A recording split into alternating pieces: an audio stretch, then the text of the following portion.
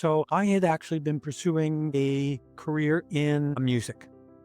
I wanted to be a studio musician. I wanted to play instruments because I had played half a dozen different instruments, and I really wanted to do that. And I got into a car accident.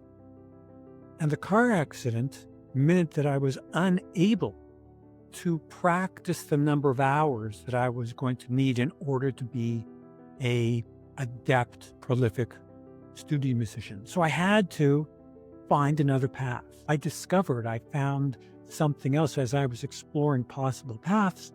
I found that I was loving the study of organizational growth, organizational change. So what's often referred to as organizational development, organizational behavior, change management is the term that people tend to be most familiar with and also cringe from. Because if you've worked in any organization, someone says, oh, it's a change management initiative, people start flying for the doors, right? But in order to do that, they have to have three things. They have to have the skill to refer, they have to have the willingness to refer, and they have the opportunities to refer. No individual, no group, no organization is going to get referred unless a referral somewhere within their network has all those three things. It is incumbent upon us when we set a B2B managed referral program is to dig into understanding why referrals are happening and why they're not.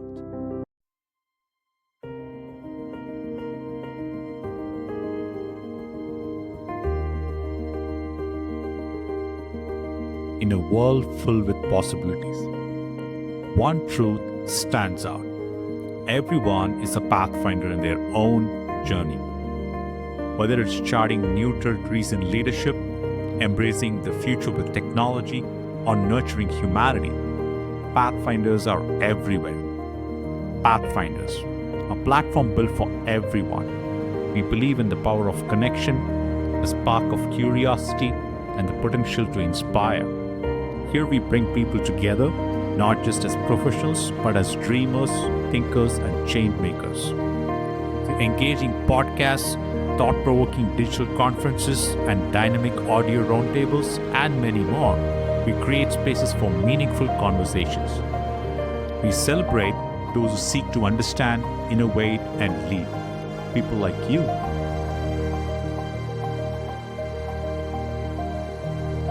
Pathfinders inspires. Pathfinders embraces technology. And above all, Pathfinders spreads a vision where leadership, innovation, and humanity converge to shape a better and brighter future. We are here to connect, to build bridges that transcend barriers, to share stories that matter, and to foster a community driven by passion and purpose. Be a part of this journey. Be a Pathfinder. Welcome to Pathfinders.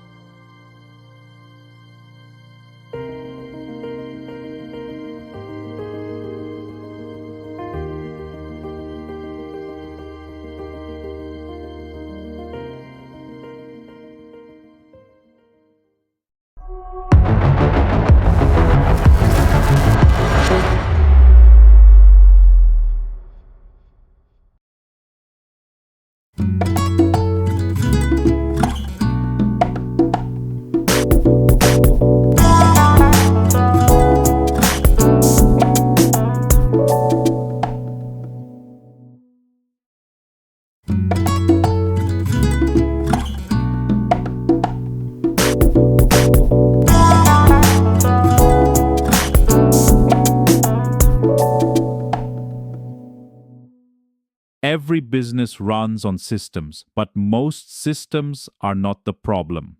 Misunderstanding is. Teams interpret requirements differently, details get lost, assumptions creep in, and before long, projects slow down, costs rise, and complexity takes over. Adaptech Group helps organizations solve this at the source. Founded by Adam Dimitruk, they bring clarity to complex systems using a method called event modeling. Instead of starting with code, they start with the story of the business. What actually happens, in what order, and why it matters. Like a storyboard for software, Event modeling creates a shared picture that everyone can understand. Business leaders, developers, stakeholders, all aligned before anything is built. That alignment changes everything. Fewer surprises, less rework, better planning, and faster delivery without chaos. But clarity isn't just for the beginning. With event sourcing, they make sure systems never forget every change, every decision, every action captured as a complete history over time. No lost data, no guessing what happened, no blind spots, just a full, reliable story of how the business actually works. This means better decisions, stronger trust in data, easier debugging, and systems that adapt as the business evolves. And in a world driven by AI, that clarity becomes even more powerful. Because when systems are broken into clear, understandable steps, AI performs better with fewer mistakes and less risk. Adaptech Group doesn't just help build software, they help organizations understand it, design it, and trust it. Because when confusion is removed, progress becomes predictable. Adaptech Group, design it right, build it once. Visit adaptechgroup.com and book an event modeling session today.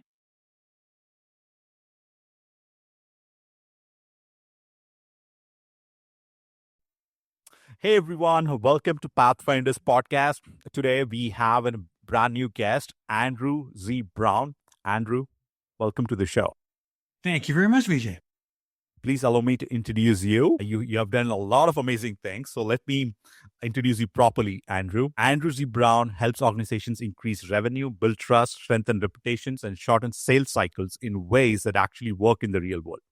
With a career spanning more than 200 product and service launches across 15 industries worldwide, Andrew brings deep expertise in B2B, product marketing, branding, strategic alliances, channel marketing, and business development, all grounded in a practical, no fluff how-to approach. He's the author of the #1 Amazon best-selling book, Get Referred, lead author of multiple definitive playbooks on strategic alliances and channel sales, and co-author of one of Canada's most highly reviewed business books, Business Truths.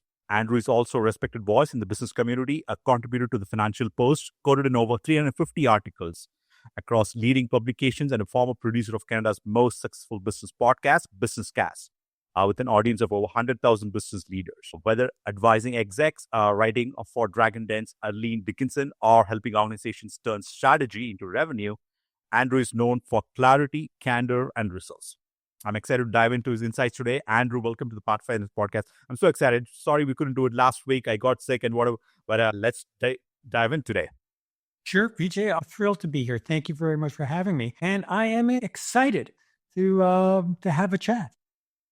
Absolutely, Andrew. I can see you've gone through a wide ranging of things. You're a columnist, you're an author, you're a writer, you've published multiple books yourself, you've done podcasting yourself.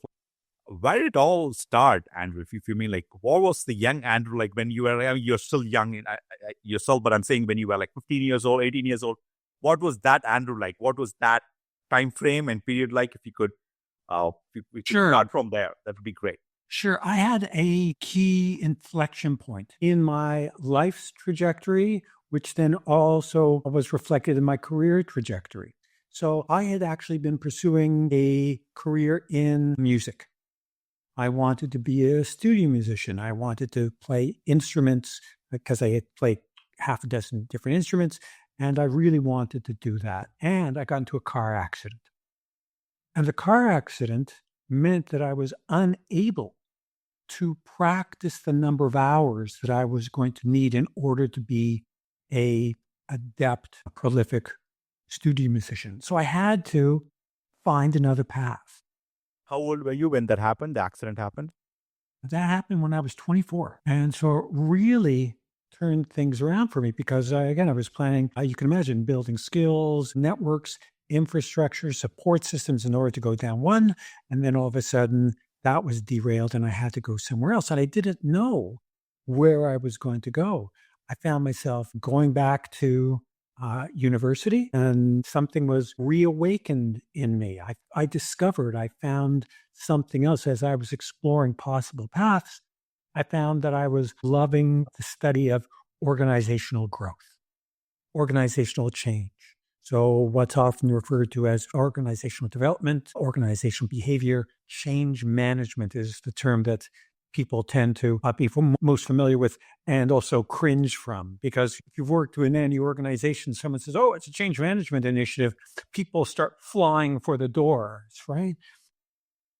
But I was consumed with understanding how systems worked.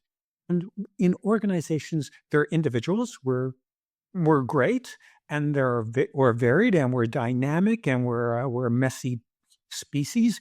And then on top of that, there's group dynamics, right? Once you get into a group, everyone's been a group, and they've seen how people react. And then so there's that layer, and then there are organizational dynamics on top of that, when different departments are set up and how they work with one another. So I was consumed with understanding these three layers of the system that we call organization. And of course, when you're doing that, you're taking every organization's different, and there's nuances in industry. And I was traveling throughout the world, and part of my studies took me to the United States, took me to Europe. And so I was exposed to wonderful organizations going through some dramatic changes. And I thought, that's what I'll do. I'll help organizations make the difficult transition. I will be a change manager.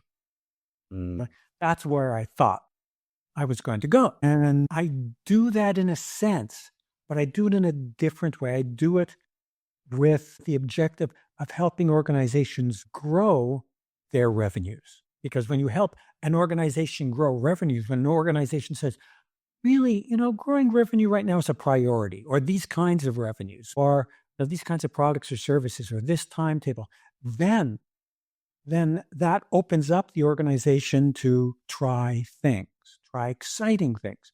Sometimes they circle the wagons, right? Because human beings, before necessarily exploring, will tend to take a look at past experiences.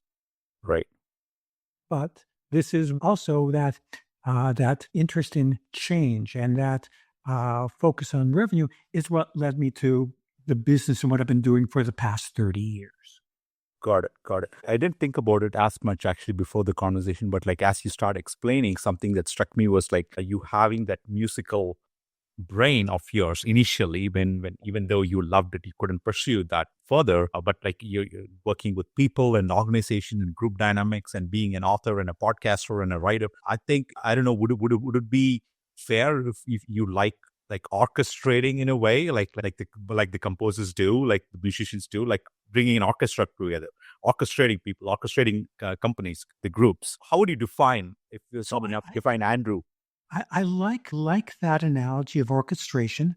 It Right. does tend to have, or what comes with it as that idea of almost imposing, right? An orchestra leader holds the baton and says, everyone, this is the pace that you're Right. going to go.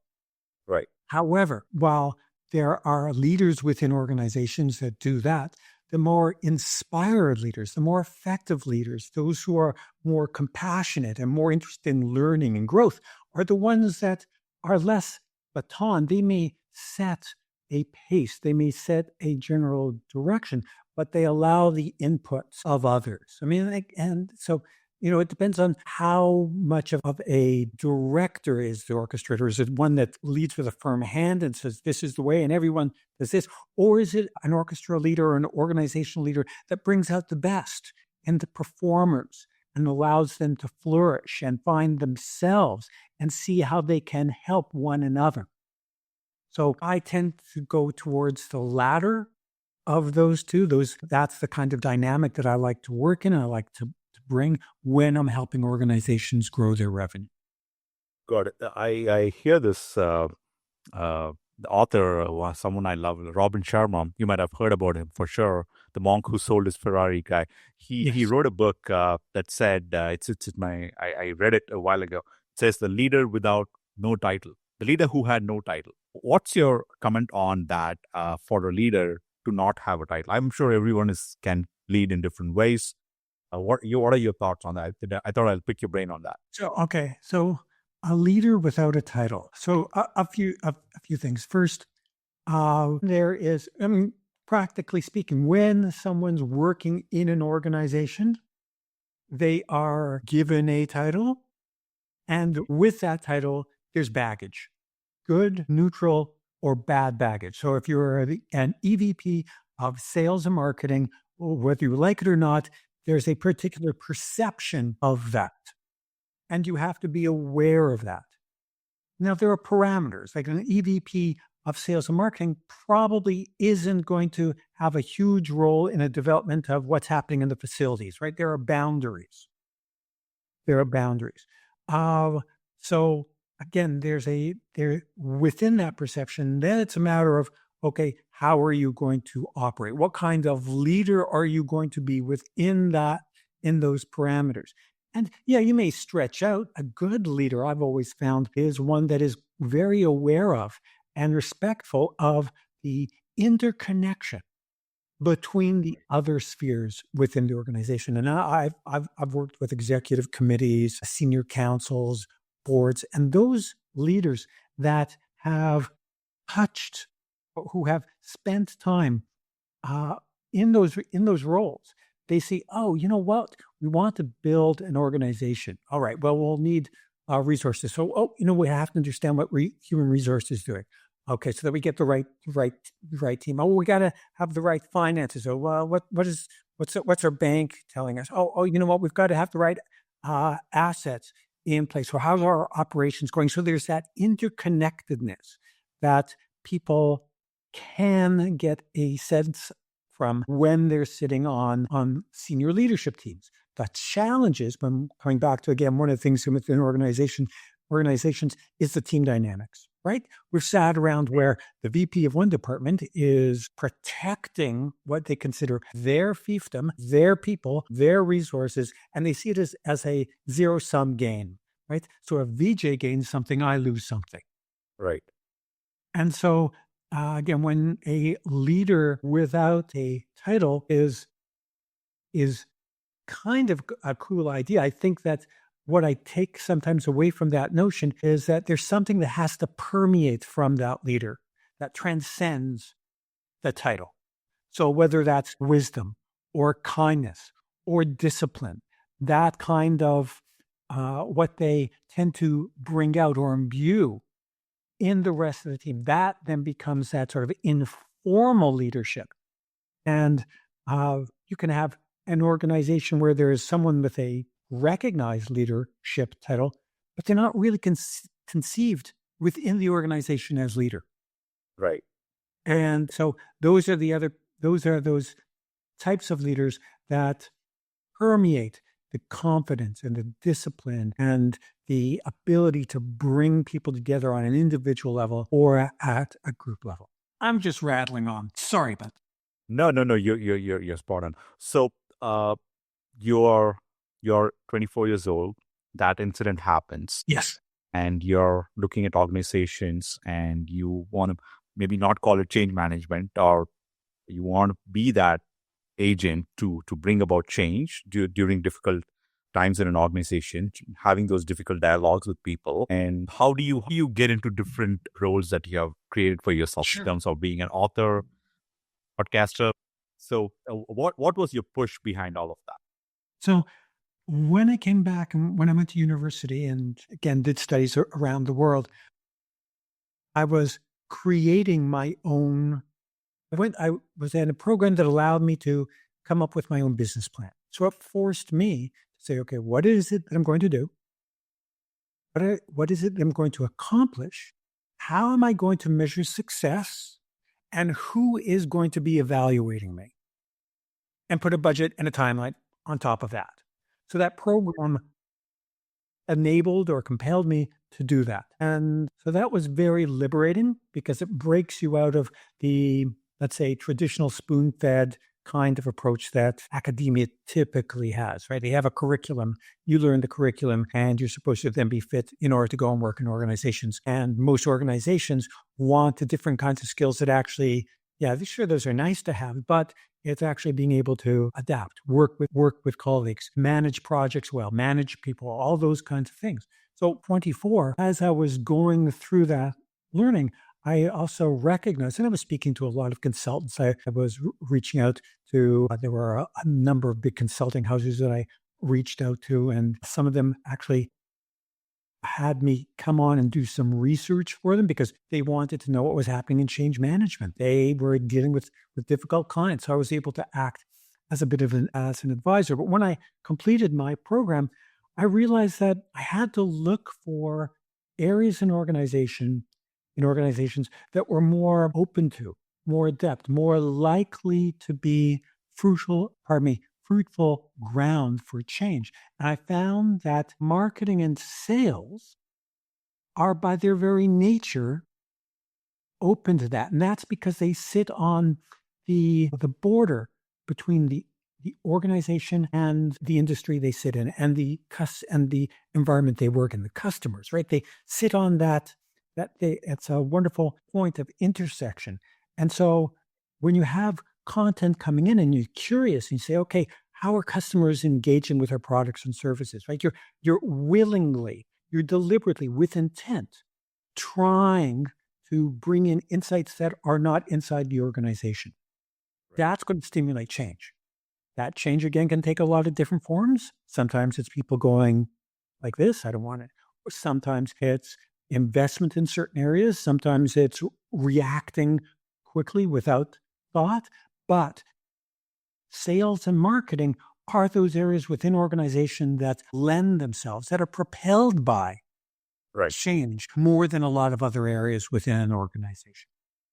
Got it. Got it. There's one phrase that I hear often in terms of like, let's be agile, let's be malleable. And one other thing is like, nothing is set in stone, right? You hear that very often, right? But at the same time, equally in an organization, the hardest thing is to bring about a change, even though people say all these words, agile, nothing is set in stone and all of that, right? So why do these two extremes exist? And why is it so difficult to bring about a change? Okay. So that's a big question. Let me just suggest that there are some things in organizations that should be set in stone and some things that should be malleable. It's up to the organization to figure out where they are, what those things are, and where they are on a continuum or dimension, their ability to be responsive. So having financing in place, I would say you'd want that pretty stable. I would say that corporate strategy, you would want that to be pretty much stable for 18 months, 24 months, right? There's some things you want there. Some things that, and again, I'm choosing departmental lines, and sometimes things cross departmental lines or functional lines. But marketing should have a discipline as to how they engage with customers or with prospects. And again, that's what should stay solid, the discipline, the information that they get that can stimulate change. They might get some insights and go, wow, but then they should still have a discipline to evaluate it, put it in perspective, understand the implications, what the costs are, the impact that's going to have on the organization, how it plays out in the industry. So that dichotomy between setting in stone and being malleable, it's not a matter of one or the other. It's a matter of which dimensions within the organization, what has to stay stable, what has that, I don't want to say luxury, but what needs to be open to change. Understood. I'm sure like you've been observing the consulting as an industry. I run a software consulting company myself. I've worked in one of the bigger consulting like Deloitte back when I was in the US at the time. So my observation has been much recent, and I want to pick your brain on like how was the consulting industry before when you were observing it, and how has it actually drastically changed? I'm sure there's an arc of change that is overriding the consulting industry as a whole, and there are challenges, but still I see light at the end of the tunnel. Still with the new evolving world, but how do you see the consulting world, and how is that taken shape over the? Sure. I find that consulting firms, and I would say this pretty much spans different industries, tend to repeat cycles. If we talk about the big houses, and let's take the dimension of building up their staff in order to build business. Right. So what the big consulting firms do is go, okay, we've got to hire some business development folks. Let's make sure they have the right skills and we'll set them to build business. And then they realize, wait a sec, the people who actually do the work, that is, separate from the business development folks, they're the ones that own the relationships. And so when a BD person comes in and brings new client, the relationship is built with a consultant who does the work. And then the consulting firms go, wait a second, do we really need those business development people like we did? Oh, no, we don't. And we flush them out, or we really dramatically reduce them. Right. Then that cycle then goes, but then the professionals who are doing the work, the consultants are going, man, I'm really getting busy. I have to do the business development and I have to do the work myself. But you know what? I really just like doing the work. Can we hire some business development people? And so it goes through that cycle again. So there are a number of cycles that consulting firms go through. And other thing that's, however you could call this cycle, or you could say it's a consistent, the adoption of new technologies as the next big thing. 20 years ago, it was digitization, right? It was everything become digital. And when that prospect came on first, again, consulting firms, just like any other organizations, first they resist a bit against that. Then they go, wait a sec, this could be something for opportunities for growth, ways to help our clients. So they start to embrace it, but their expectations for what digitization can be is way off the charts, unreasonable. And then over a period of time, people realize, wait a sec, digital just gets built into what we do. So it becomes part of the new normal. And then, what was another one? Business process reengineering. Also, another trend. We got to rethink everything that we do.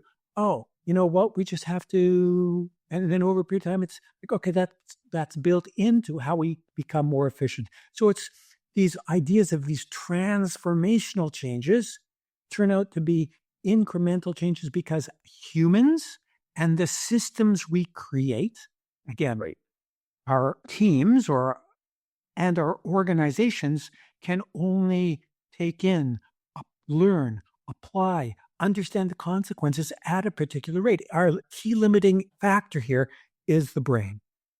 What we as individuals can do, collectively and individually. But ultimately, it's our brain. So we love to learn.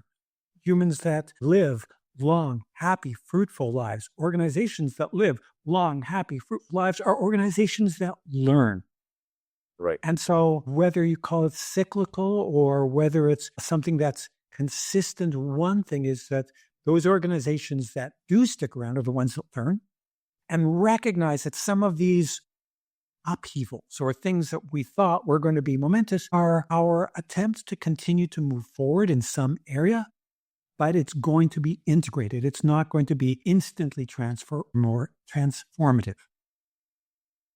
Right. Got it. When I used to work for these consulting teams, just my observation is that like each team had an approach to do a set of things in their own fashion. These are the SOPs. These are the standard operating procedures. This is how you do it. I wish we did it this way. Each team was different and the leader's dynamic was different. They would want to approach the exact same problem, 10 people, 10 different ways. You, Andrew, if you had a magic wand to define what those consulting principles should be, or if you want to change the consulting industry as a whole, if you had the magic wand, how would you change it? Well, there's consulting firms, right? Like the big consulting firms. And there's the consulting that people like you and I do, right? So our worlds are different from those worlds, right? So, and I think that there are pros and cons. One of the things that I think that people like you and I bring to our clients is a discipline to our clients. When clients are busy doing the great innovations that they're doing and they want to achieve something new, they will be hard pressed to know what to do when, how much to spend on it, what success looks like, what is truly achievable, the impact on their organization. They need people like us who maintain integrity, who will tell it like it is, good, bad, or otherwise, and will be consistent in what we say because it's grounded in reality, it's grounded in facts, it's grounded in experience that is transferable from industry to industry. So, and there are lots of consultants out there that are really amazing, right? They're great listeners, great problem solvers, great at human dynamics, great at providing information or insights to advisors. Those are the people that I count myself among, like you and I, because we care. Some of that can be lost in a larger consulting firm. Some of that caring goes away for the clients. Why? Because the focus is on you have to be billable 60 hours a week. Right. Some of that takes away from that caring, understandably so, right? If you're being charged or expected to be billable 60 hours a week or even 40 hours a week, right? It's going to put a pressure on you. 100%. And you may take shortcuts and you may think more about revenue ways to cut costs as opposed to helping the client. But again, Right. that's a world that I don't count myself part of. I'm fortunate, you're fortunate. We work with great clients. We work with clients who want to experience meaningful change in ways that will transform their business, whatever that is, whether that's going into new markets or adopting new technologies. In my case, it's generating top of line revenue. Got it. Understood. You became a columnist. You started writing for established magazines, newspapers. What was that experience like? Well, that wasn't so much becoming a columnist; it was a contributor. Okay. Right? I was continuing to serve clients, and I wanted to share some of the stories, some of the insights with people so they could go, oh, I can avoid making that kind of mistake, or I can learn from that. So, the first thing was just trying to find out, or the way that I got into that was I wanted to have a win-win situation. So I contacted, this was first time I got into being a contributing writer, say for the Financial Post. I called up the Financial Post and I said, would you like some insights about how people are using digital or social networking tools? They said, yeah. And I said, okay, I can write a column on that because I deal with a lot of clients.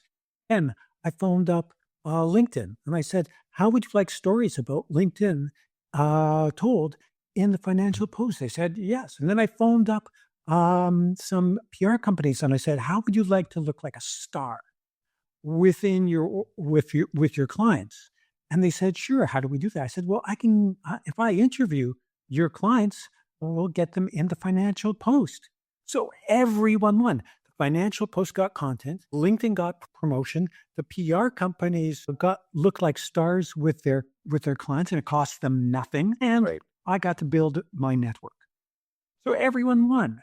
So that was just one way to think about, well, how can I facilitate something that will help a number of different stakeholders? And again, that's very organizational as well. And when also driving revenue campaigns, that's a good thing to be able to do.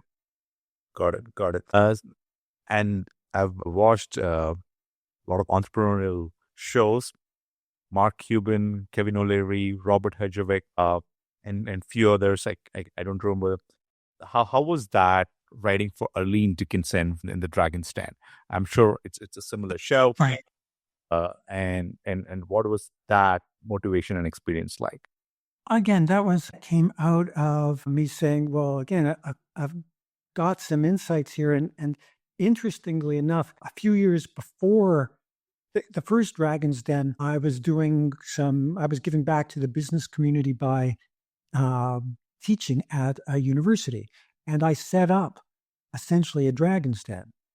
This is before I brought in a number of my colleagues from that had different functional expertise. And we ran business students through scenarios and said, what would happen if your organization did this? And they had to present, and then they were evaluated. That contributed to their course. So I had a bit of that common ground when I reached out to someone like Arlene and said, hey, why don't I contribute to your publication? So that was an easy thing to do. And again, it's just looking for some common ground, being able to provide value.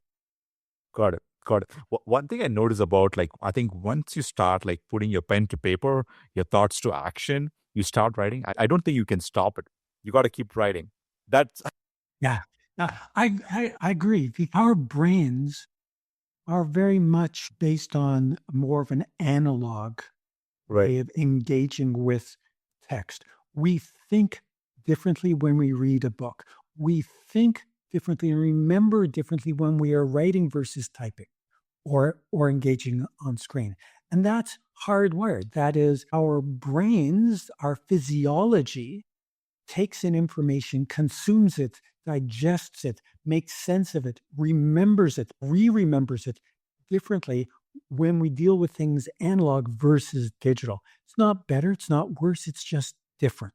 And when it comes to writing, I find that writing for myself is an exercise of making sense of the universe.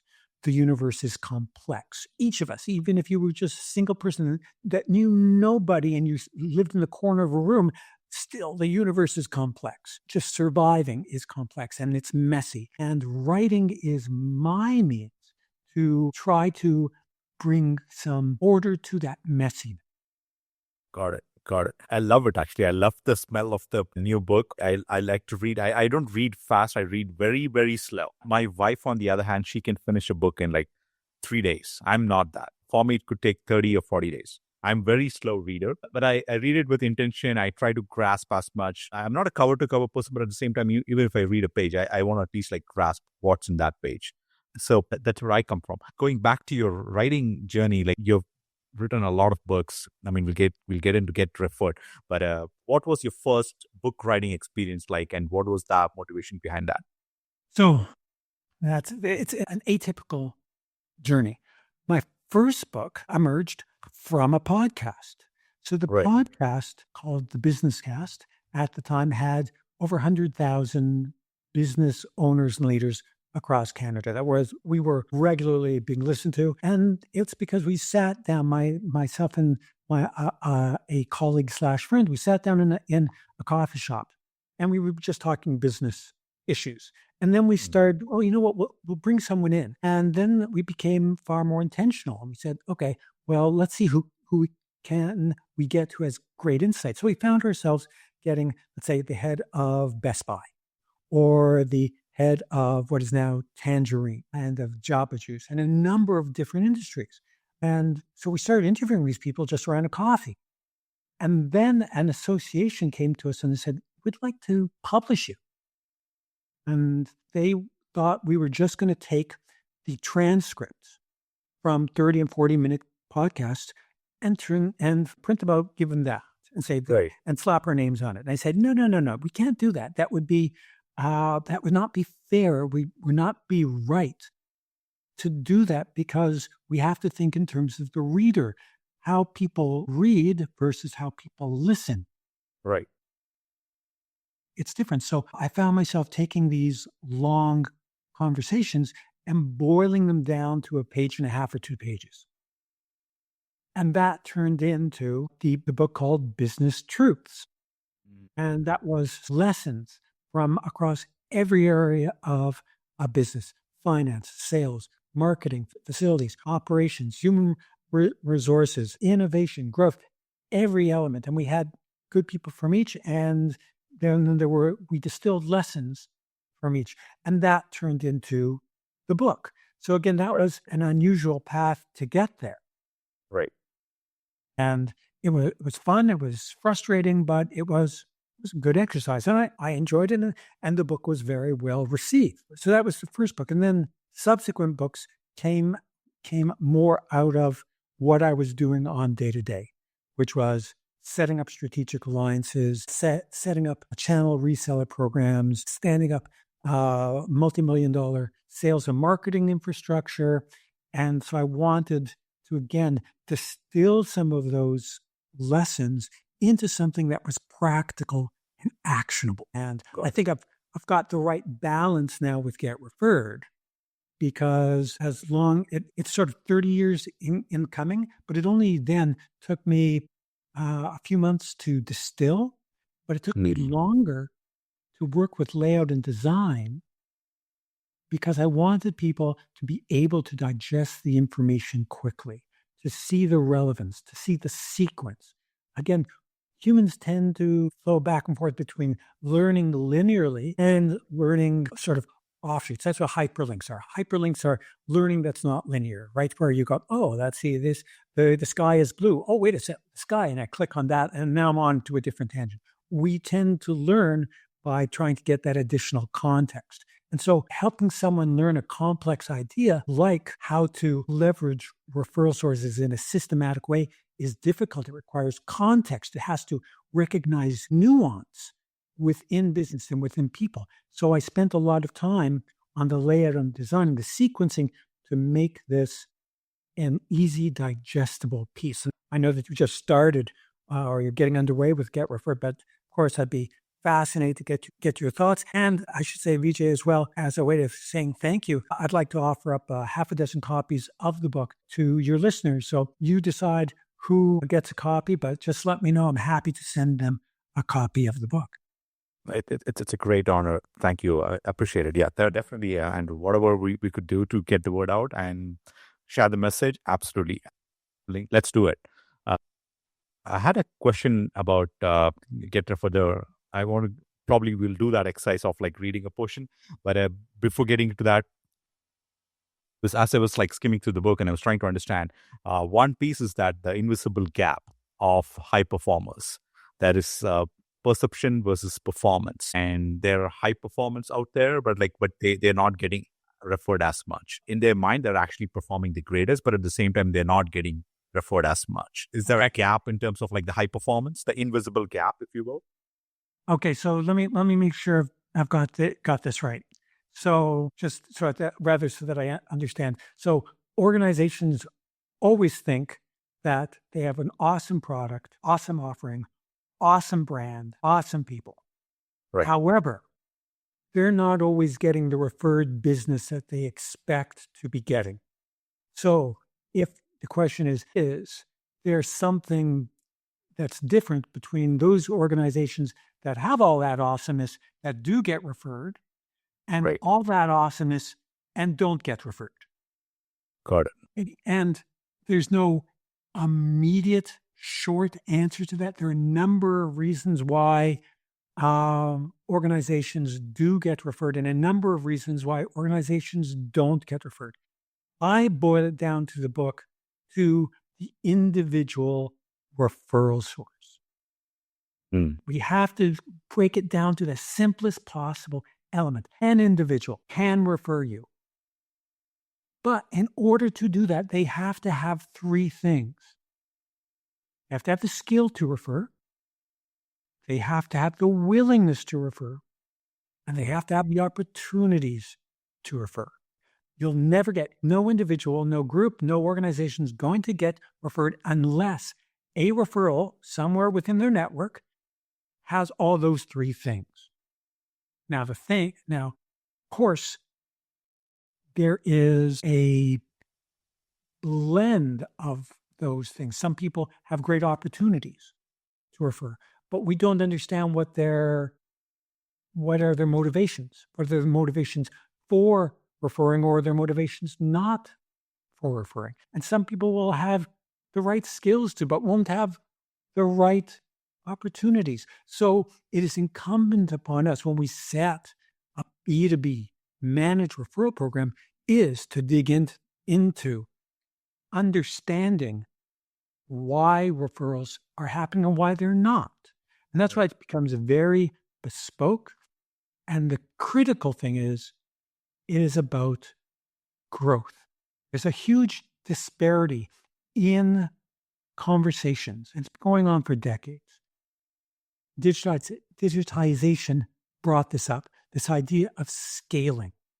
Right. Listen, the only way you can grow is by scale. Mm-mm. So you've got to get more people on board. We've got to spend more money on new technologies. We've got to change our processes. We've got to increase our facilities. That's growth is only by scale, but that's a myth.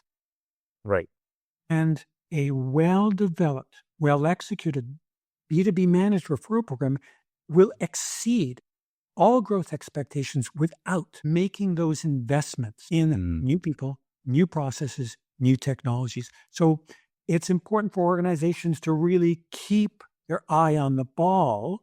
And so when an organization comes to us and says, we really want to be doing a managed referral program, we stop and say, that's awesome. That's very exciting. Let's have that conversation. Just a couple of things we want to make sure. First, when you say you want to grow, what does that mean? And when they put it in terms of building fiefdoms, that's one thing. But if they actually want to grow, that is top line revenue, then we go, okay, you don't care how we get there. You want growth, quite legitimately. And when I say how, I don't mean in an underhanded way. I mean, they're not locked onto a particular methodology, because often organizations, again, when they are consumed with the idea of scaling, they say, okay, well, we've got to increase SEO. Well, yeah, that's nice. How much of your business actually does come? How many of your clients or your prospects actually look for you online? Maybe not even look for you online. So why spend the money on SEO? You're locked into this idea of a methodology that can contribute to growth, but in itself is not a guarantee of growth. So when we speak to, again, the prospects, that's one of our first questions is, what does growth mean to you? What does it look like? What impact is that going to have on you? So we want people to really feel what it's like to grow. And it might be top line revenue. That's perfectly great. That's our sweet spot. Top line revenue, fast, we do that. The other thing that we ask is, what is that volume of growth? Because we only work with clients who want to achieve 25% or more growth year over year. Because we found that organizations that are that ambitious are the ones that are going to embrace a pilot project or look to do some minor tweaks in the organization and go, you know what? We've seen the stats on the ROI on referral programs, 40 times, 40x, right? Huge. So we'll try that. We recognize that it's different, but we're not afraid of different.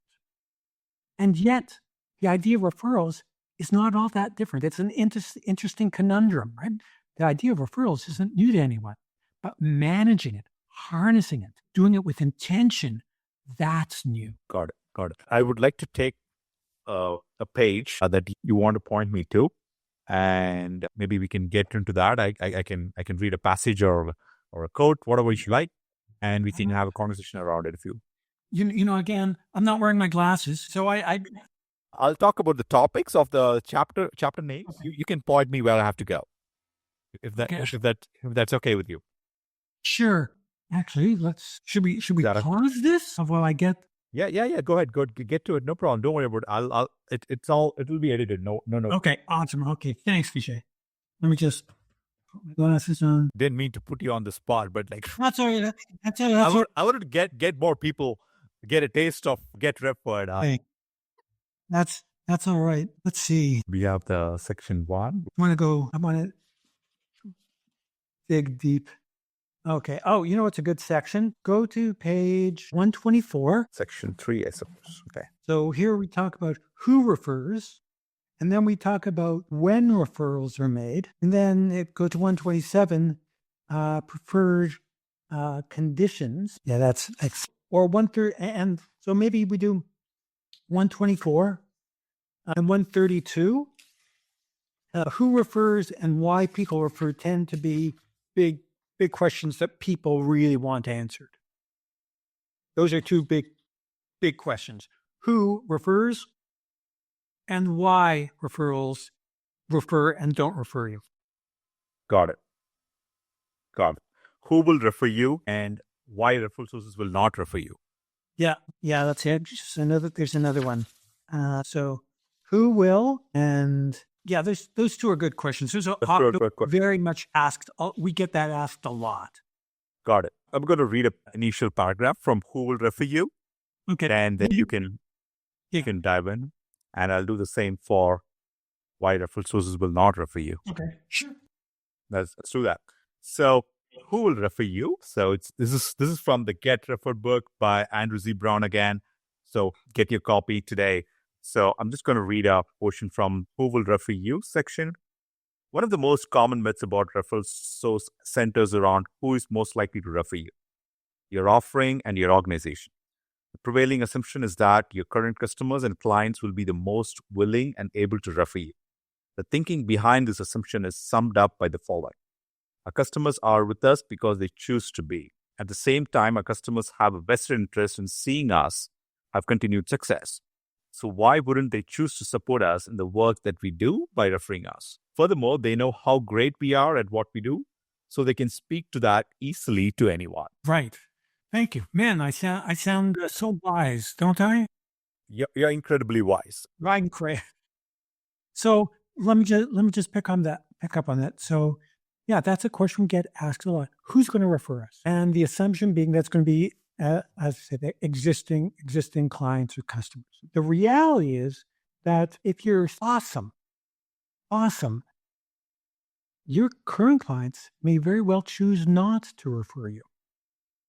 And I call this the babysitter effect. Anyone that has kids and knows that if they have a great babysitter, they're not going to actually let people know about that babysitter for fear that babysitter is not going to be available when they themselves need it.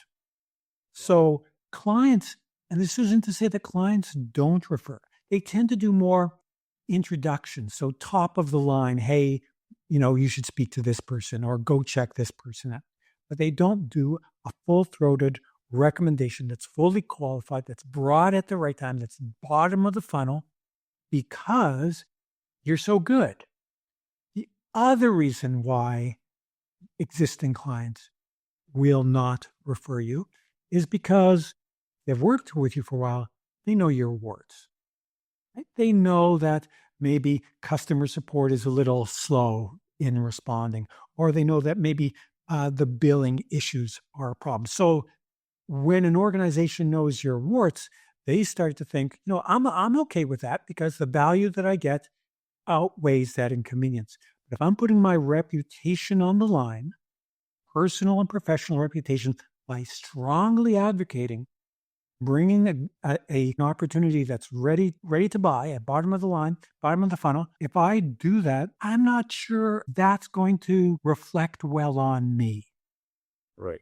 And so those are the reasons why even your strongest, most supportive clients can absolutely adore you, but not necessarily refer you.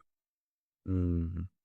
And that's just scratching the surface. The book goes into a number of things. It's something that's important to remember if we're talking about motivations, about rationale, about the willingness to refer, is that there is a cluster of reasons why an individual, and we have to think about this on an individual level. Why does an individual within your network choose to refer you? And we also have to consider the reasons why they would not refer you. And these clusters of reasons have different priorities and they change over time. So if someone changes their career or they change location or they get kids, right? The reasons, their cluster of reasons as to why they refer you changes. And you, if you're running a managed referral program, you have to understand that. You have to understand those evolving reasons. And so that's a critical piece. Got it. One thing, I'm not a BD guy. I'm not a business development guy. I was the guy sitting behind a cubicle for a long time in corporate, taking instructions and doing what I was supposed to do, right? So that's all I was doing for a long time. But being the face of the business, developing the business, it's a completely different game. It's a relationship game. It's a long-term game. Patience is obvious. You got to be patient, regardless of the outcomes many times. And as I'm indulging more with the business community here in Edmonton and everywhere around the world, some things I'm extremely excited for all our Pathfinders, our business network, anyone succeeding, putting a post, I'll celebrate it, I'll share it everywhere, all that.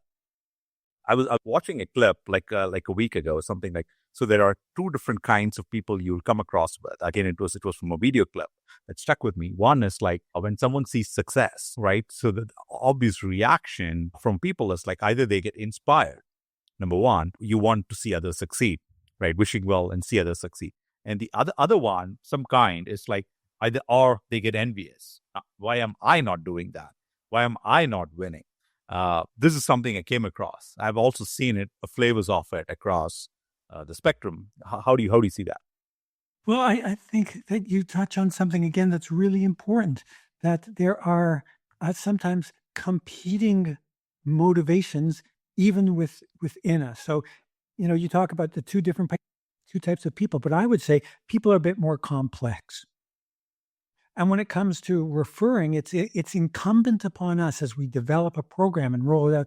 Now, because we focus on growth, we focus on what amounts to between 6 and 10 people generally to help an organization be wildly successful with a referral program. But that's understanding the conflicts that people have. It's okay. You can want to celebrate success and still be envious at the same time. That's not beyond the possibilities for an individual. We're complex beings, right? And I understand that those kinds of short forms, if you will, get promulgated or different ways to process. Again, we're all humans. We're trying to make sense of the craziness that's around us and the speed at which things are thrown. So we like to chunk things. And sometimes that helps short term, but sometimes the chunks are more like this as opposed to across, and recognizing that human behavior is nuanced. It is complex. It evolves. And particularly when it comes to referrals, again, that's why we spend time. The nice thing is that, and to build up on your point about the relationship building, because of the focus that we bring, we cut the sales cycle in a fraction. We've had clients that are, 18, 20, 24 months, and we're bringing it down to a handful of months, Right. 3, 4, 5 months. And that's because we're leveraging referrals, that is bringing bottom of the funnel opportunities straight to our clients, people who say, I want to buy now. And in order to do that, it means that we have to understand some of those nuances, complexity of that cluster of motivation that's involved in order to have people refer you. Got it. No, absolutely. I mean, I also want to speak to both sides in terms of like, yes, you could be greatly inspired and not do anything at all, or just be motivated for a day and then leave the rest 364 days, do nothing. That's also there. And the opposite, I mean, you're envious, but at the same time, if it pushes you to do greater things, be wilder, chasing wilder goals, that's a different positive outcome too. So we could see that is also possible. But and when you said it's nuanced, it's definitely super nuanced, without a doubt. I want to get to the other section that you're going to talk about, why referral sources will not refer you. And let me read that passage. When determining why people behave in a certain way, in brackets, in this case, referring business, you must also explore why they don't behave in that way. In other words, addressing a cluster of motivators is necessary, but not sufficient to ensure that referral sources are willing to bring you the business you need. 2 customer experience related reasons account for why referral sources don't bring business. First, large majority, in brackets 77% of referral sources are skeptical that the people or organizations they refer will achieve what they have promised. Second, half, almost 48%, believe that customers would not have a positive customer experience. Taken together with the other most prominent reason for not referring, referral sources concerned for their own reputations, these reasons point to issues with referrals seeking businesses' organizational readiness for referred business. Yeah, that's another section that comes up. So we've kind of touched on that. We've evolved from the previous question to this, but yet you raised one other thing, and that is readiness as well. Again, all organizations think that they're ready for referrals. Sign me up. If I have a bunch of referral sources, I'll be great to get. I can handle it. The reality is that that's not the case. When we help clients getting referred business in, they have a capacity challenge. And one other thing about capacity is, or one other thing about business that's coming in via referrals, you have to treat that referred business better than business coming through any other channel. And why is that? Because that relationship with the referral source that you have nurtured and that relationship that the referral source has had with the business that they're coming in, you've got to respect that. You've got to exceed expectations. So one of the things that we say, and it doesn't have to be monumental. You have to define how business that's coming in via referral source is going to be treated better than business that's coming in through another method. And that might be as simple as, someone calling up that new referred business within a shorter time frame than usual, right? Or to check it. It might be bringing them into the organization. It might be going on grabbing a coffee with them. It doesn't have to be this behemoth thing to treat them better, but you have to do that. And you've got to let the referral source know that you're going to be treating these people well. Again, if a referral source does not think that you're going to treat them with white gloves, guess what? The likelihood of them bringing good, quality, ready-to-buy customers to you is dramatically decreased. And it won't matter what kind of commission they get. Got it. Understood. When asking for referrals, there is also like how to ask for referral without being awkward. In terms of like, yes, we are asking for a favor. Could you please refer us? Anyone you know who would buy a product or service? How to overcome that? The awkwardness of asking, if you will. So a few things. Part of that awkwardness is, again, part of that arrogance that we all have when we think our offering's so awesome and will be great for everyone. Right.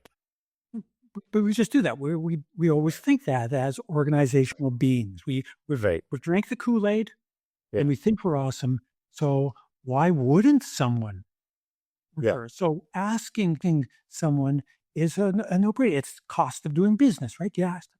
But the reality is, and this is why we apply a discipline when it comes to managing referral, setting up and having a properly managed B2B managed referral programs. You need to understand that referral source. Do they have the skill, the willingness, and opportunity? If they don't, if you have not prepared them, you are doing them a disservice, and by extension, yourself a disservice. Now, it doesn't mean you can't ask for introductions. Introductions are great. Introductions are top of funnel. Go ahead, go to town, ask for introductions. Asking for a referral is something very different, a level of commitment, because what a referral source is bringing you has a very different value. An introduction, top of the line, cut through minor clutter, but you're still part of all the competitors out there. The client still sees you as one of hundreds or thousands of options. When a referral is brought to you, all those competitors are gone as far as that referred business is concerned. Again, the value is different. And so you have an obligation to that referral source that's different. It doesn't take a lot to ask for an introduction. The level of obligation is different when you want full-throated, qualified, trusted referral.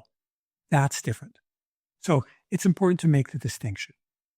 Got it. Yeah, it makes sense. Absolute sense. How much of a role does quote unquote trust play in the game of business, of course, and in playing the game of referrals and introductions? Because trust is also one of the underlying currencies. Of course, there is no doubt that trust is absolutely critical to having referrals bring a great referred business to you. And we have to understand a few things about trust. So hope I won't hurt anyone's head here. First, not all trust is created equal, right? Generally speaking, two big buckets of trust. I trust that you're competent, and I trust that you care about us as an organization or as an individual or as a group. So when you are building trust, when you're trying to leverage trust, you have to make sure that the referral source that you're relying on to bring you business has both kinds of trust. They have to be seen by the referred business, the people that you're bringing in, that that referral source cares about them, but also that they're competent. And when they make the referral to you, when they bring you that bottom line, it bypasses a lot of the things that comes with trust, right? The anxiety. Are these the right people? Are they the right people for me now?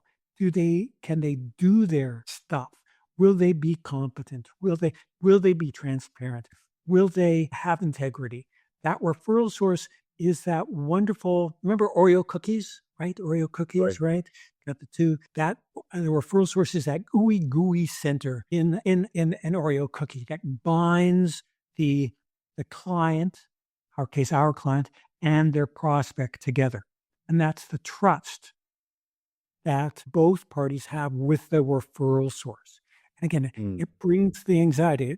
It brings down the fear of the unknown. It brings down the skepticism. It locks out the competitors.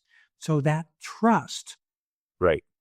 all with the emotional issues, something that business development and marketing can sometimes be divorced from. They mean well. I mean, again, having stood up business development, sales, and marketing structures, I can tell you that most everyone goes in with good intention and they hope their messages and their offerings are great. But often what's missed is that emotional glue. And that's what referral sources bring. They bring all that anxiety down that comes with it. They bring all that fear of change or a fear of the unknown down because of trust. And that's why you can have an opportunity brought to you right at the bottom of the funnel. Because you don't have to go through all that exercise of building awareness and building a sense of what it is you offer the referral source. And that's why we arm and we activate them well and we make them really successful. That's why we leverage referrals. Got it. In terms of like scaling a business, Andrew, a product or a service company, in terms of scaling it, the $1 million enterprises, the $1 billion enterprises, one thing that keeps coming time and time again is one, of course, is business development. And I mean, why are we doing what we're doing, right? We are referring because we want more revenue into the company. We want more marketing because we want more revenue back into the company. So one thing I'm seeing, in just my observation, I could be completely wrong, in terms of the whole VC game, in terms of, okay, let's raise $10 million and then like, let's market it like there's no tomorrow. All right. Let's leverage social media and get 1 billion impressions or whatever. All right. So all of this is actually done to get more customers, more revenue back into the business. Right. So what is the natural, I'm a more believer of doing it organically, building it from the ground up, bootstrapping it. All of my initiatives are bootstrapped from the ground initiatives. We haven't taken VC money yet, even though we might in the future. I don't know. But how do you see these two different worlds evolve and how do we scale a business, if you will? Well, again, a couple things. First, often the disparity or the break-off is between B2C versus B2B. Got it. Okay. Our realm is B2B managed referral programs. We will help businesses that sell to other businesses increase sales, increase velocity, increase value. Right. We do that rapidly. So B2C is a different game. And while some of the principles still exist, the stakes are a lot lower. If I'm going to be referring someone digitally, let's say through a LinkedIn post or a Twitter or a TikTok post, if I'm going to be referring someone that's selling a $6 product or $60 product, the risk for referring is not there. You don't need the degree of trust for a $60 item versus a $600,000 software. So fundamentally, there are some commonalities. The scale, but that scale is so different that the dynamics, the role of trust, the import of a referral source changes. So that's the one thing. The second thing about when we're talking about VCs looking to scale, and sure, they'll come in and look to grow. Question that going back to something I said earlier, when you're speaking to a VC, is it that they're looking for scale or are they looking for growth? Or have they made the error that's saying that the only way to grow is by scaling? Got it. Because we recently, I was on a podcast with someone who actually helps organizations get ready for buying and organizations ready for selling. So it's all about valuation. And a big part of that is not looking at scale. They don't care if they've got 1,000 clients. Do they have growth? Do they have the revenue growth that they want? Do they have predictable growth? Do they have growth in the right areas? So scale, again, is often a target, but it's not an important one. It's something that we sort of fall into because it's part of the vernacular. Oh, we got to scale. Oh, we've got to scale. Oh, we've got to have this process because it will allow us to scale. Oh, we've got to sign up for the software program so it allows us to scale. But is it the scaling or the growth? What is it that you really want? I want to segue into a different section for a bit. So this is called the AI section. What we do here is have you request AI. You can make a request what you want the AI to draw for you. It will draw something nice, and we'll have a question and conversation around it. Are you game for it? Do you want to try it? Sure, I guess. I'm not sure I quite understand it, but I'll give it. I'm here. You got me. You're covered. So hold on. You're good. You're in safe hands. So you just let me know what you want the AI to draw for you, and we'll see what it comes up with. Are you using Grok or Dali? I'm using Grok today. Okay. All right. Maybe because when I take a look outside, all I see is snow right now. I just want a Tuscan village. I just want a nice, warm Tuscan village, someplace where you can take off your shoes and walk on the grass, and you feel the warmth of the ground and the grass, and in the air, you're breathing olive branches, or you're breathing in some wonderful wonderful flowers. That's what I want. Got it. Let's see what it comes up with. Draw me a Tuscan village, nice, warm, no shoes, walk on the grass, feel the warmth of the ground, breathe fresh air, wonderful flowers. Let's see. Wow. I have to admit, we have done this section with so many guests, and we've got great images, by the way. But this is one of the most beautiful images that we got because the prompt is so good. Also, so this is what we got. So look over there.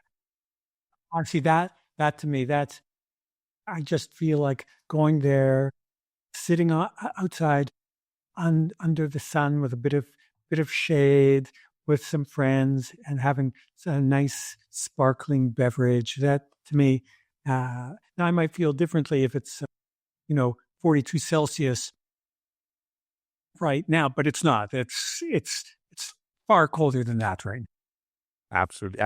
Yeah, when I'm going to release the episode, I make sure to send these pictures also. That's a good memory of the conversation. I do that. So the question that I want to ask you is, in terms of one thing I definitely seem to enjoy in business development is the relationship building, right? And those unsaid moments of the coffee chats, the unsaid conversation over lunch or dinner over a beer. How important are those in terms of just the human evolution, and then the byproduct is, of course, business development and building the business and whatever.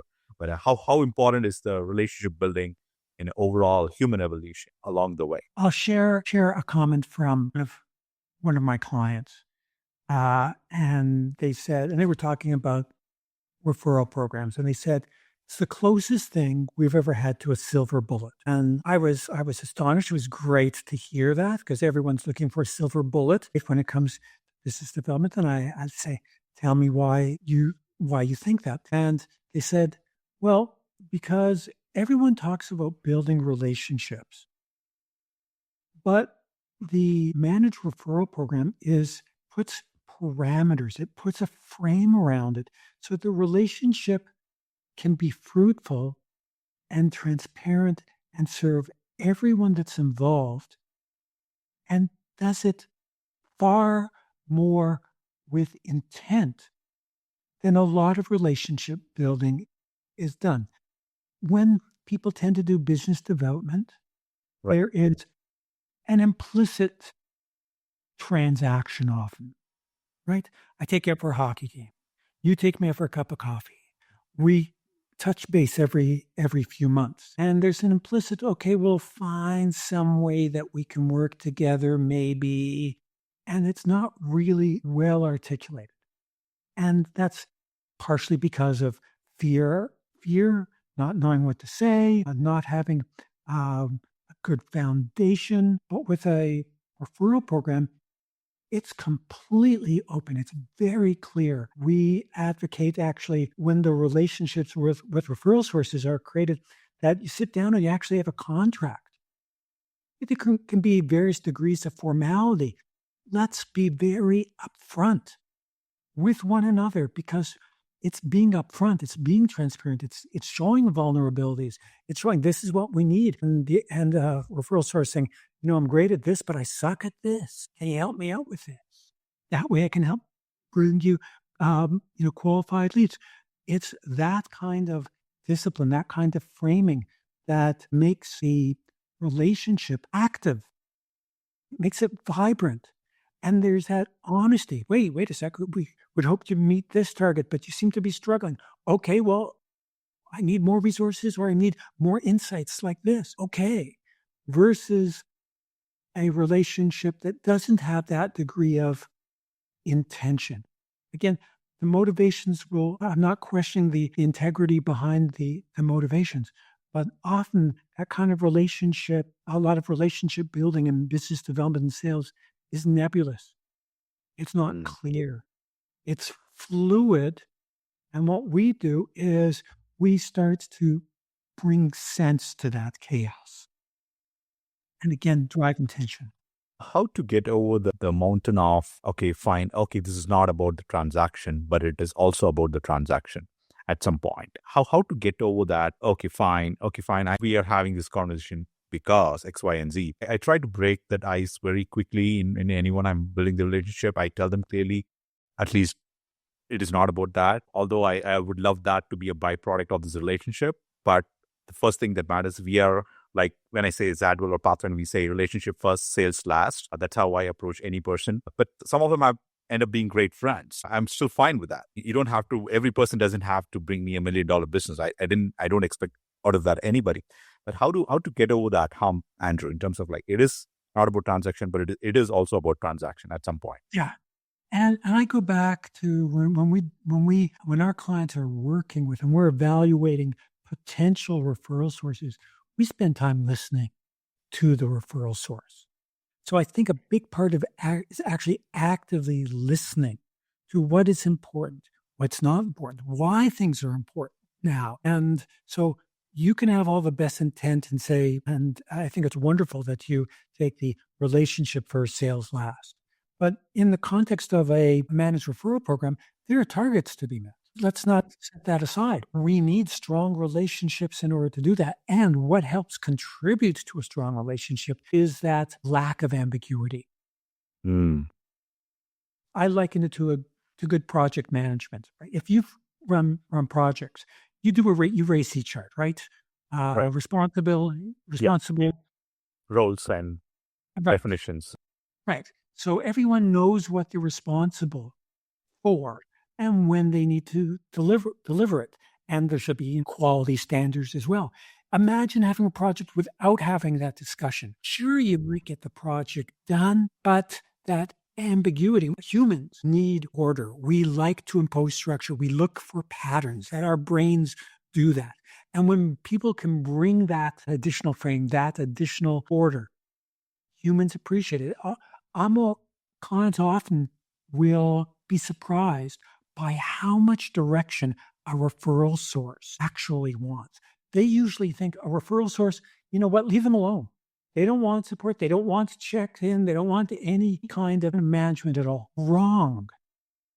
The most productive, the most happy referral sources are the ones that are part of a program that's feedback and come back and say, you know what, I didn't do well. They want support. And that kind of structure that a managed referral program is just something very much akin to what you're saying about when establishing a business relationship. Let's be completely transparent. Sometimes it takes a while for people to be completely transparent. They may not share their motivations out of the gate, but once those kind of authentic discussions happen, that's when you have friends. That's when you have relationships. Right. At the same time, that's one of the byproducts of having a managed referral program is you walk out and these people not only bring you business, but they're strong advocates, right? They will scream about you from a mountaintop because you have built a rapport. And fortunately, we have this discipline that makes sure that it empowers them. But to come back, it is very much about that clarity, that getting rid of the ambiguity, putting structure, and that helps relationships grow, and that helps to also build the business. Got it. One huge part of like actually bringing in more sales is also like the decision making. So the decision maker, we want people to be able to make the decision in the shortest amount of time so that they can buy your product or service. And when they are making a decision, something that comes to their mind in terms of like value, right? The business that's selling the product or service, they may have a value, but the actual perceived value might be something else. So Yes. how do we navigate this in terms of like we want the decision maker to buy it real quick, but the original value and the perceived value could be in two different Right. places. Well, and this is where, again, I see it through the lens of a referral program. Right. See, and this is a bit of a paradigm shift for a lot of salespeople. Salespeople are directed, okay, we've got to find a decision maker and get to them fastest, right? Right? That's what we've got to do. Well, we say, wait a second. Don't worry about the buyer. Don't worry about the end user. Think about who is a trusted person by the buyer, by the decision maker. Because to your point about value, some of those other things like reducing anxiety, that's a value. It's not a dollar value. Reduce anxiety in a buyer by using a referral source, that's tremendous value for a buyer. Reduce the fear of the unknown. Again, it's not a dollar value place, but man, it is valued by the decision maker. And that's what a referral source, if it's the right one that's been armed and activated in the right way, that implicit value, we talk about it quite explicitly because we want to find and help those referral sources who can do that. In fact, that's why we can help. That's why we can deliver bottom of the funnel sales opportunities. It's because those referral sources bring that value. It's not the product value. It's not the service value. It's not the organizational value. It's that reduction of all those anxieties, those fears, and bringing that confidence. There's the value. Right. Got it. We've almost come to an end to our conversation, but like I have a rapid fire section. We'll finish with that. But one quote that stuck with me from one of the guests in the show. He's the founder of a company. He's a Swedish founder, now operating out of like Hong Kong. He said like, say what you mean and mean what you say. Say what you mean and mean what you say. That's the culture that they have crafted around in their organization. That stuck with me because it means a lot. Say what you mean and being authentic, mean what you say, right? So how do you see that code playing a role in relationships and business and actually delivering back referrals and more sales? Being authentic is critical. One of the things that part of the readiness assessment, when we go in and when we're dealing with an organization, we take a look at the current perception of the firm. If you want a managed referral program, you have to be authentic to your referral sources. You have to tell your referral sources, this is how we are perceived by a number of different stakeholders, like the stakeholders we're hoping that you bring to us. So you've got to be completely authentic. And so we always encourage to sit down with a referral source, and that reflecting back, you could be a customer support, customer satisfaction. Our customers could be sales revenues to see rapid adopt of your products or service. It could be reviews online. It could be employee satisfaction. Like all these different stakeholders give line of sight for a potential referral source to see how you're perceived. And it shows that you're being authentic, because you need that authenticity to build the rapport. And that also increases the trust. The referral source goes, wait a sec, you're prepared to show the good, the bad, and the ugly of you. Well, that's authentic. No organization's perfect. Show me one organization that's perfect. Doesn't exist. We're human. We're imperfect. That's fine. But own up to it. That authenticity is critical, because why would a referral source put their personal and professional reputation on the line if they don't know, for example, that a key stakeholder thinks that you're dishonest? Why would they do that? Right. So authenticity is imperative.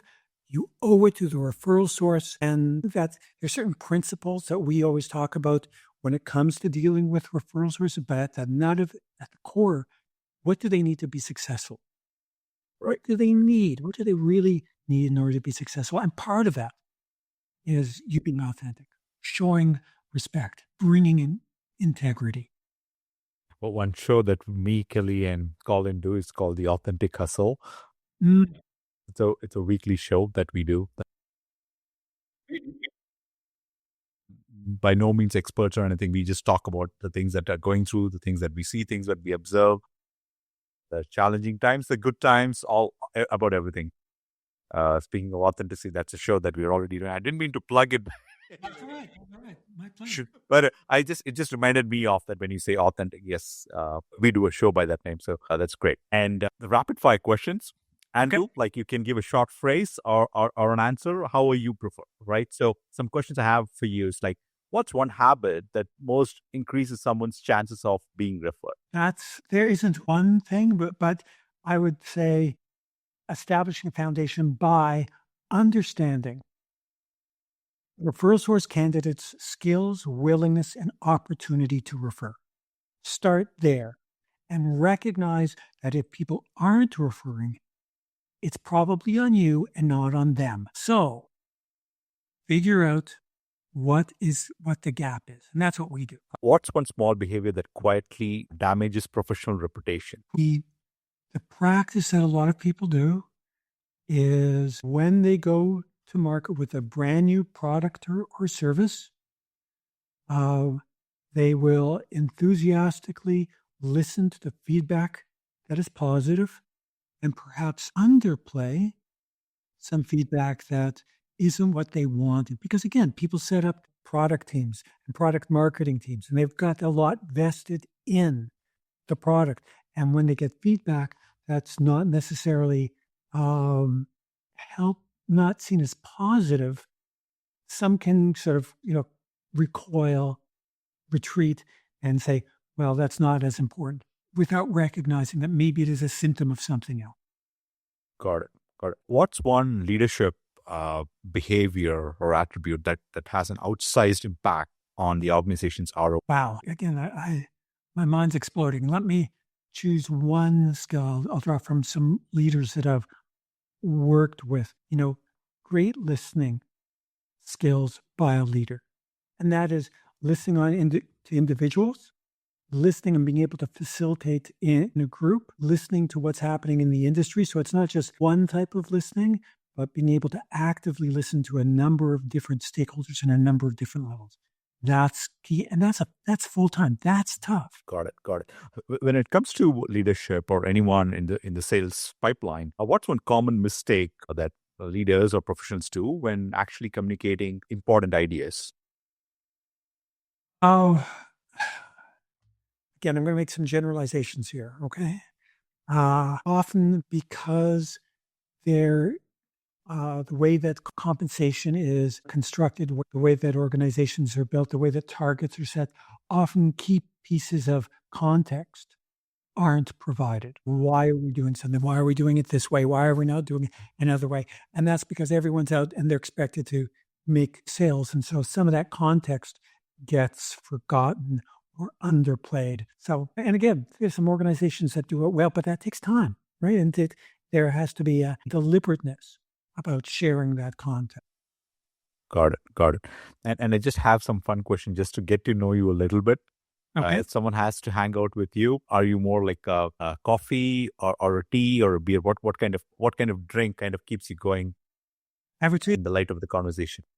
it depends on the time of day.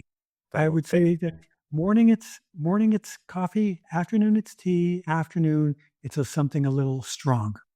Right, got it. And if you had a choice to make if you have to spend some time, whether by yourself or with someone, like what keeps you going? Is it the book? I probably know the answer. Is it a book or a movie? I would have to say probably a book. Although I like sometimes to turn my mind off, and movies are great for that. Right? Movies If are you want escapism, that's great because I generally read business books with Right. purpose to find something that I can use, something that I can understand, something I can apply, something I can share. Those are books. Movies are great. If it's a well-told story, it doesn't matter, right? A well-told story in a book, a well-told story in a movie, as long as it's well-told, that's what. Got it. So this question is like more like you have to pick one of them in terms of like, do you like downtown or suburbs?